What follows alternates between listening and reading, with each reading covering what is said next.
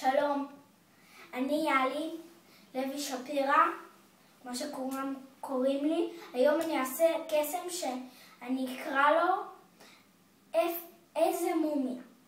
איזה מומיה זה קסם לא כל כך ידוע, אז אני אציג לפניכם את המתרחש.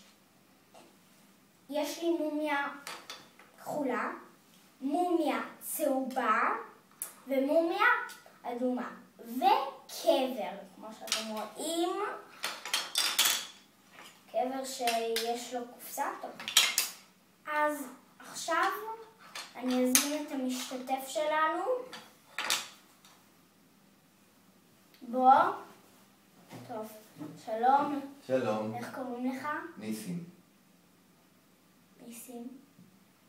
נשים לב. טוב. אני אסביר לך מה אתה צריך לעשות בתור משתתף. אתה צריך לבחור אחת מהמומיות שאני בחדר שלי לא רואה את המתרחש. בסדר?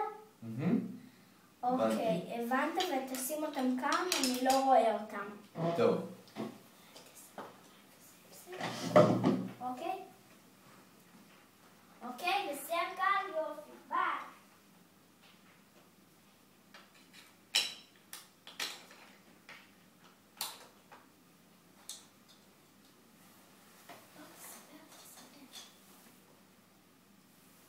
זהו, סיימתי. הוא יראה לכם מי שרואה את זה? הוא יראה לכם? כן, ראיתי להם. אוקיי, יופי.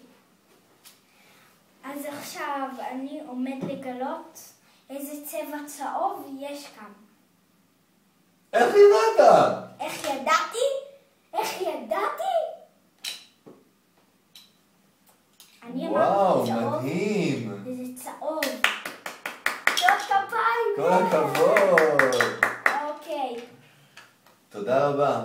תודה, תודה. אוקיי, עכשיו נזכור את העניינים. ביי, ניפגש בפעם הבאה.